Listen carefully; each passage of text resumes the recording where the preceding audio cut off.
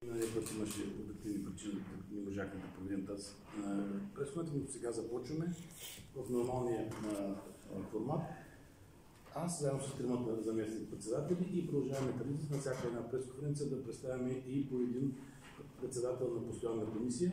Тук това е госпожа Весина Куртева, която е председател на постоянната комисия по финанси, бюджет и икономическо развитие, която ще ви запознае накратко с изменението на бюджета и ако имате въпрос към мен, също ще ви отговори. А колегите заместник-председатели могат да отговарят на всякакви въпроси. Само накратко ще ви запозная с, според мен, основните акценти от сесията. Знаете по дневния ред, че има 62 точки.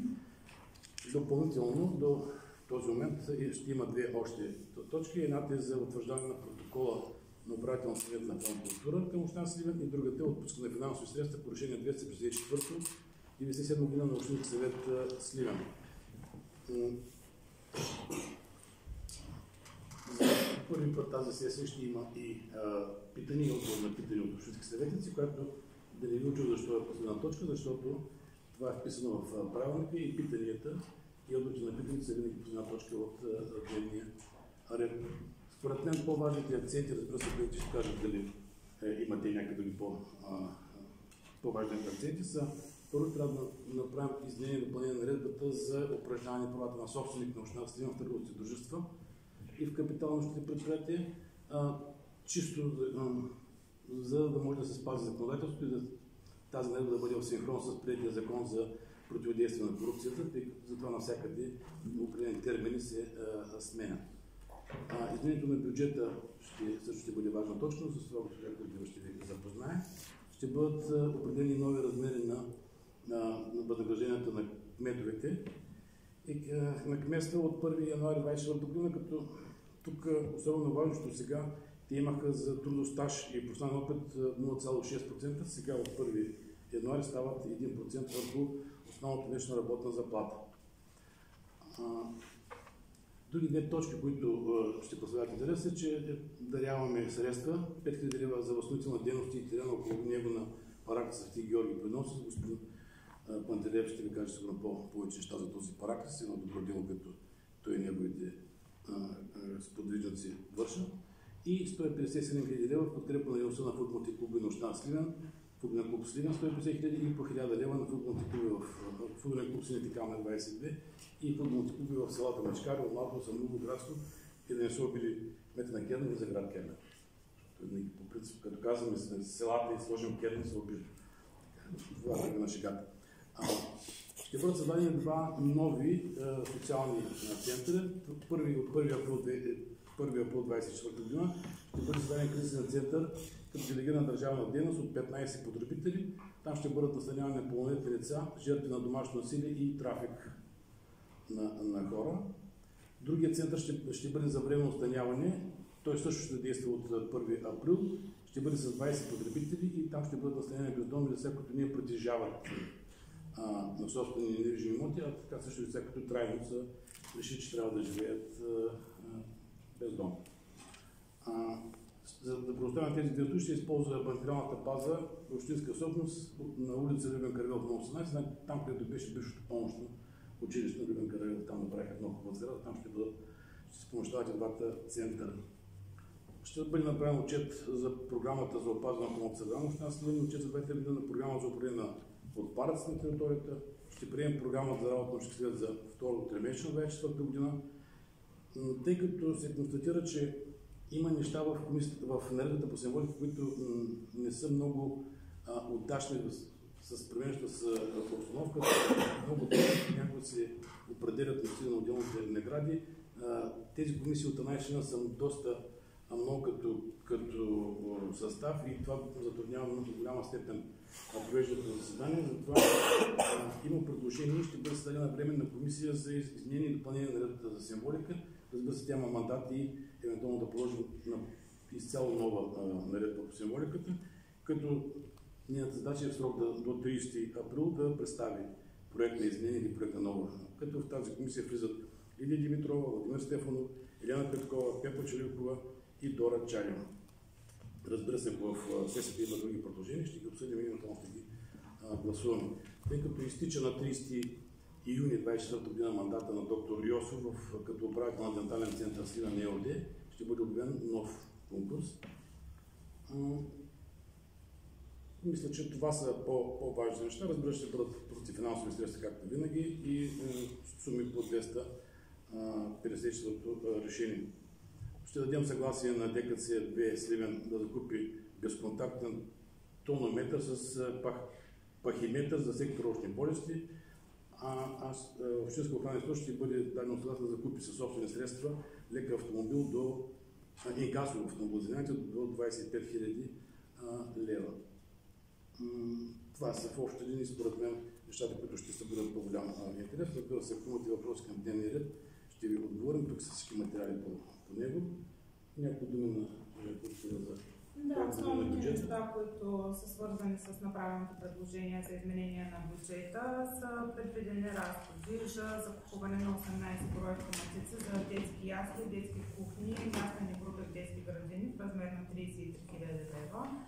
С 36 000 лева са завишени разходите, с които ще се проектира улица по плана на парк Банак. Също така е включен разход за закупуване на 2 броя автомобили за ОП градска мобилност. Във връзка с продължаващите дейности по изграждане на улица от Черенско шосе до Бургаско шосе, това е бездолна зона, са предвидени 59 000 лева за екологическо заснемане. Също така, във връзка с отчуждаване на имоти, във връзка с разширение на улица Георги Сава Раковска, също са предвидени допълнителни средства. За климатични колони в залата в село Левски са заделени 14 000. Други важни неща, може би, предвидени са средства за разширяване и поддръжка на системи за видеонаблюдение в селата Чокова и Малко Чочовен, както и изграждане на ограда на гробищен парк Голямо Чочовен, закупуване на колесен трактор в село Поляново, както и средства за поддръжка на стадиони в селата Самолово и Селиминово. Това е общо по-съществените неща, които са дадени в предложението на господин Радев за изменение. Благодаря. На каква стойност е апаратурата за очния кабинет на тонометър? Да, сега ще погледнем, само да вече си първа точка. За да бъдем коректни.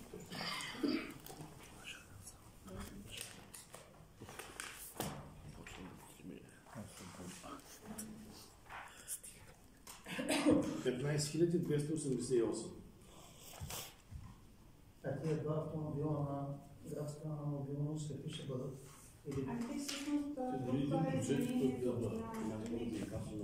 Значи първоначално на бюджета е предвиден да бъде закупен един автомобил, в последствие залагат това, разликата е 12 000 лева, нямам никаква представа. В смисъл, леки автомобили ще бъде колата или някакви такива подробности. Ама не е парек, ами... Автомобили, така да. Пикап. Ще бъдат тротинетки. За спорт.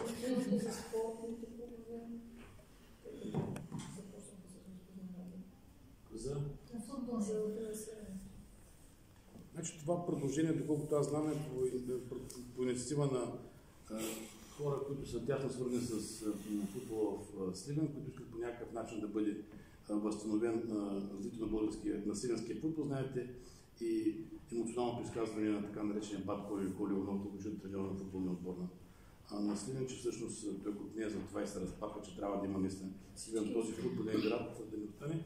Това е една от първите стъпки според мен, тъй като за съжаление футболният клуб Сливен е в В група и имаше доста лоши резултати. Сега гледам напоследък, имат 3-4 мача нямат предпуснат гол, което е добре. Идеята е, тъй като те са в В група, това е според мен, по някакъв така се обяснява, това е мое мнение.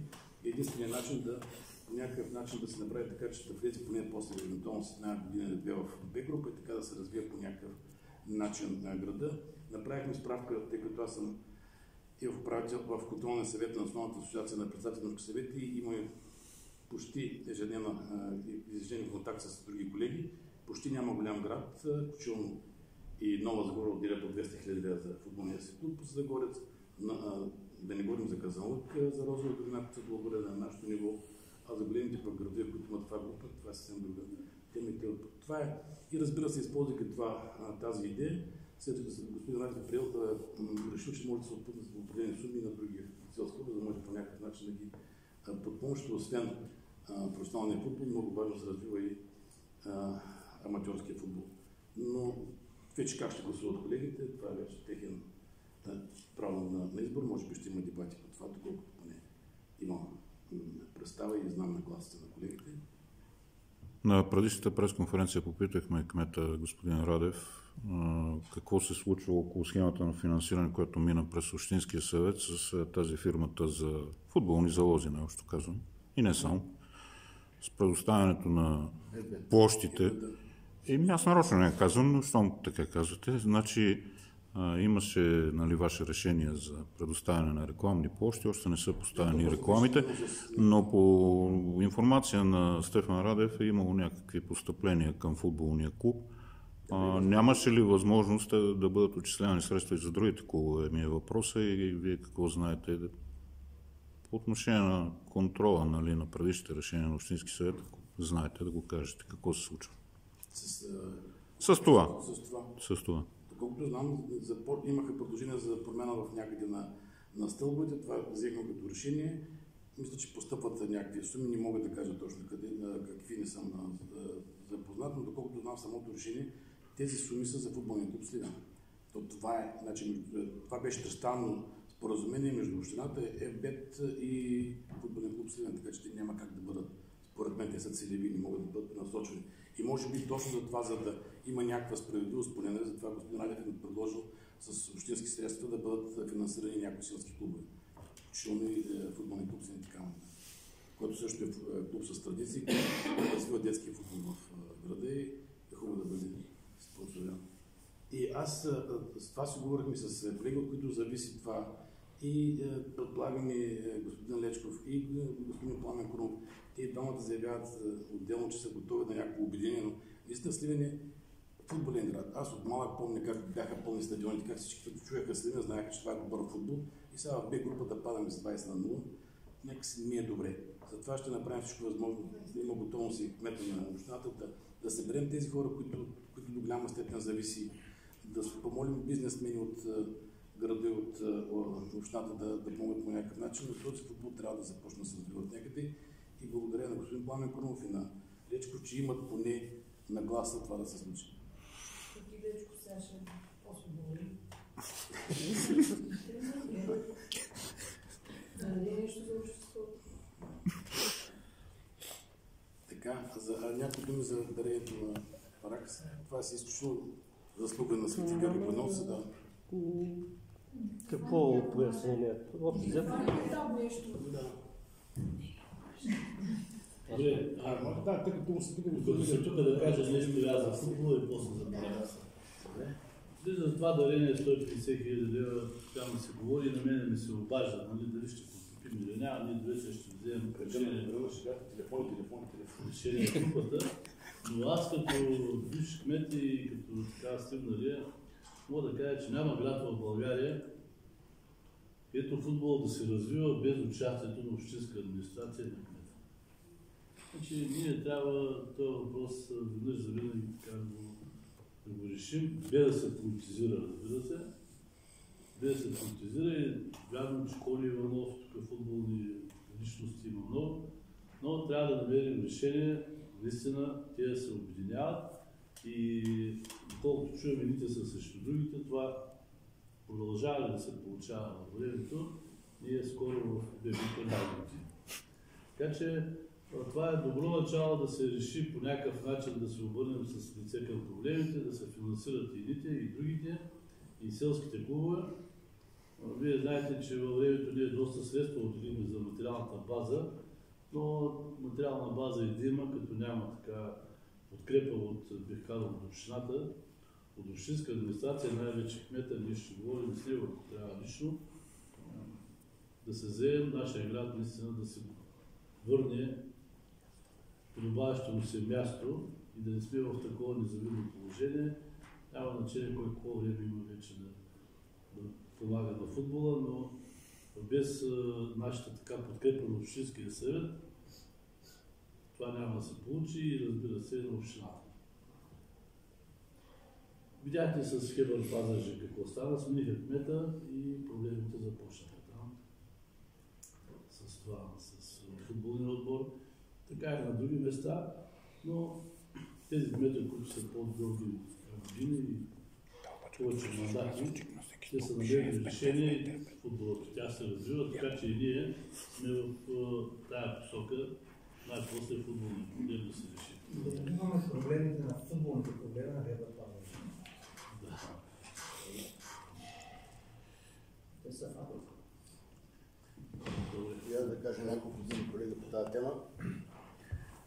Ние преди малко се събрахме в офиса на нашата група и взехме решение това предложение на господин Радев да се подкрепи, защото в крайна сметка тук тренират и играят и спортуват нашите деца. Аз знам, че има някакъв разнобой между колегите, но толкова години футболен клуб Сливен не е получавал никакви средства. Клуба се е държал за добро или за лошо само от собственика на клуба. Това е една много добра инициатива, която ние приветстваме и адмирираме, да се дават пари не само за футболен клуб Сливен, който е във В група и който има много незавидни резултати в последно време. Знаете, преди, като господин Митев каза, ние се гордеехме, отиваш на матч, Сливен е футболен град, разпускаш, изпитваш така приятни емоции, от загуба от победа идваха сериозни отбори като Ювентус, тук се спомняте. Тази традиция вече в Сливен няма. Сливен не е футболен град. А без намеса на община и на държава, знаете нивото на българския футбол, без намеса на държава, само с частни инвестиции не става. За мен най-доброто решение е общината и държавата да помагат на футбол. И тук не става въпрос за Лечков, тук става въпрос за нашите деца. Децата, които тренират, които играят и които искаме да се развиват, да има някакво бъдеще. Адмирации за това, че ще се отпуснат тези пари, дай Боже на други спортни клубове да има така отпуснати средства. Сливен е спортен град. Сливен е спортен град. Аз на времето съм тренирал лека атлетика и волейбол и знам какво беше. Нашите деца в момента са ангажирани с интернет, с телефони, но не и с спорт и с други занимания. Мислите ли, че с 150 хиляди лева ще се върне към професионален футбол? Не, съгласен съм, но това е първа стъпка. Пари. Това е първа стъпка, защото до сега наистина 12-13 години не са давали никакви пари за този клуб. Да, мижаво е, малко е, но целта е до година и повече. Както каза господин Митев, ако могат да се привлекат и частни инвеститори, да се отпускат повече пари, дай Боже да влезем в Б група. Господин Пантелеев, вашето мнение по това е интересно да чуем. Аз съм много изненадан, че левицата толкова въодушевено приема това предложение, безкритично. Само че аз имам забрана да говоря по темата за футбол, защото ще бъда много краен и ще се въздържат да не понеса някой вътрешно наказание. Ще кажа само, че няма да го подкрепим. Какви ще са нашите действия от тук нататък, предполагам, ще разберете.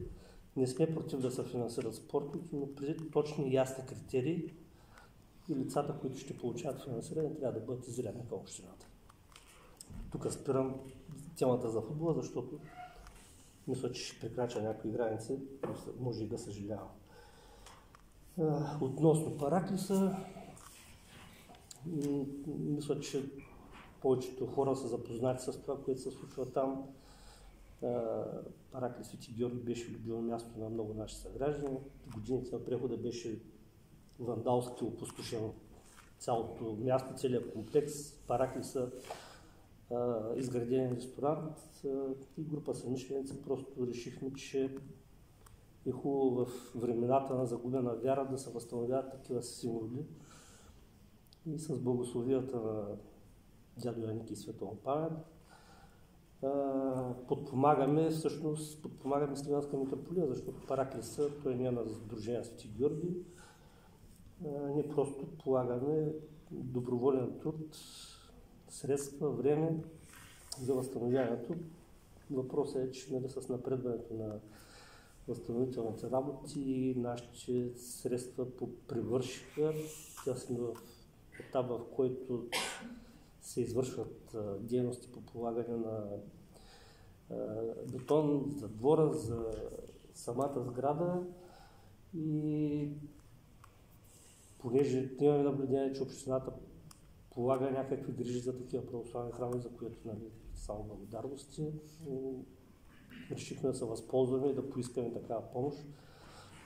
В какъвто и размер да е, за нас в момента ще бъде изключително важно, за да не спре процеса, който и без това в годините на COVID някак се загуби инерцията и първа полагаме усилия да върнем тази вълна, да върнем нашите приятели, които са ни помагали до момента, да продължим работата и да завършим параклиса в възможно кратки срокове.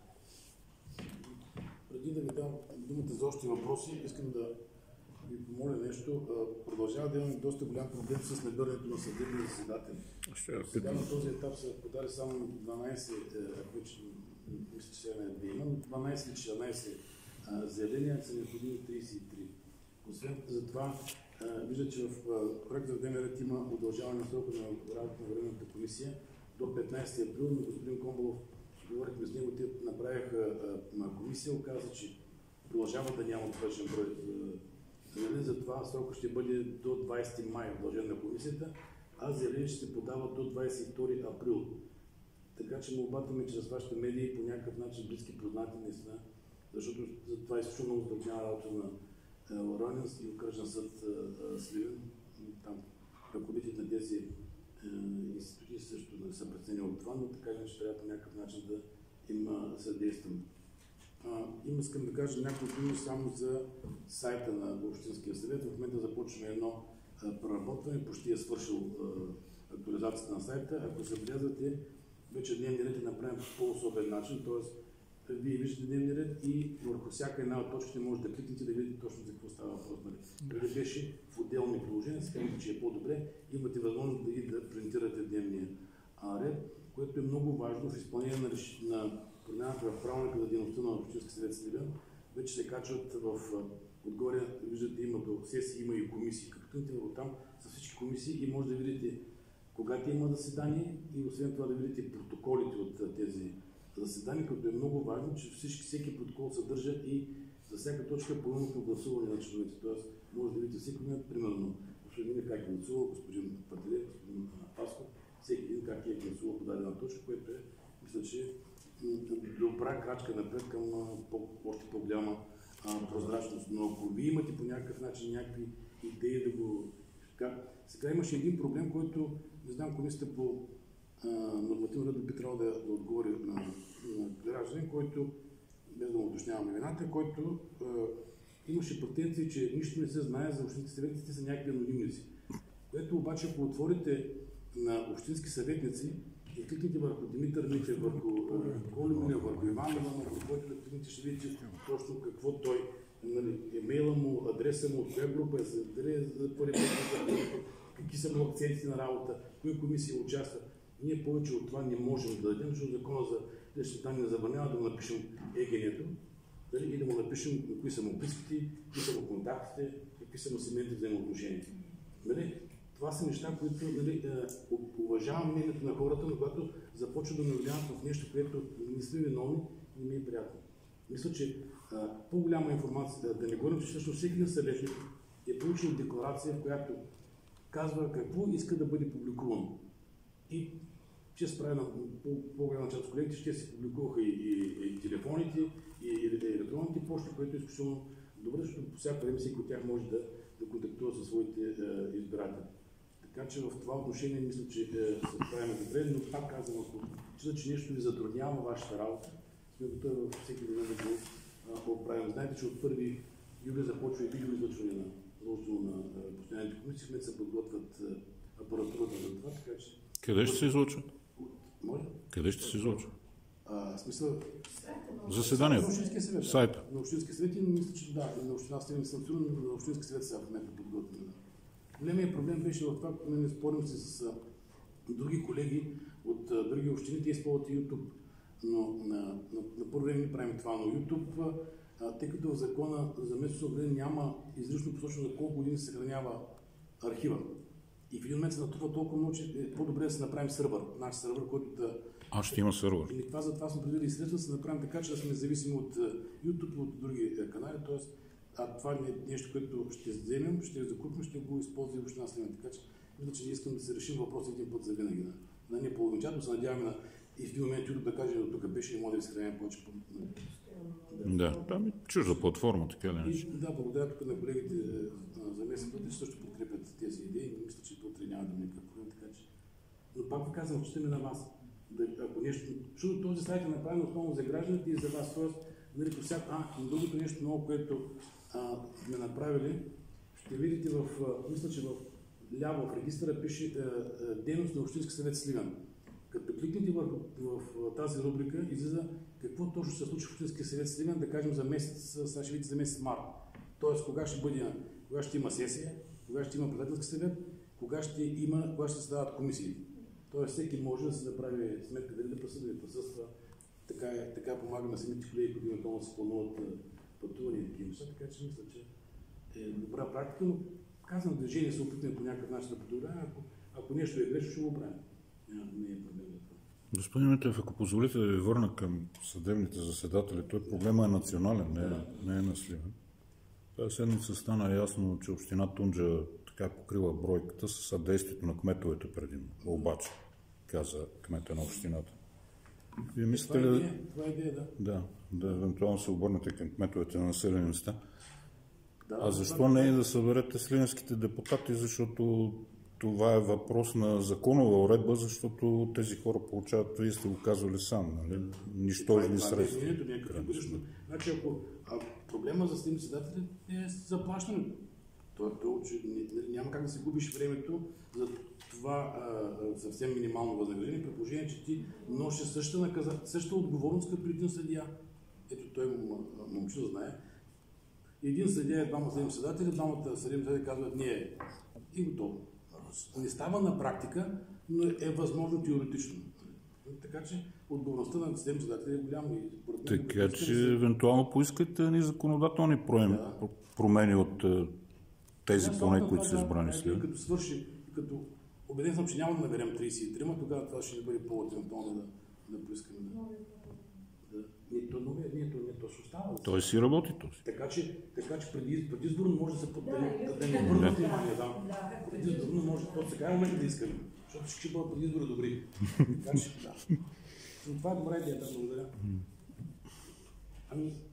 Ако нямате... Благодаря. Благодаря за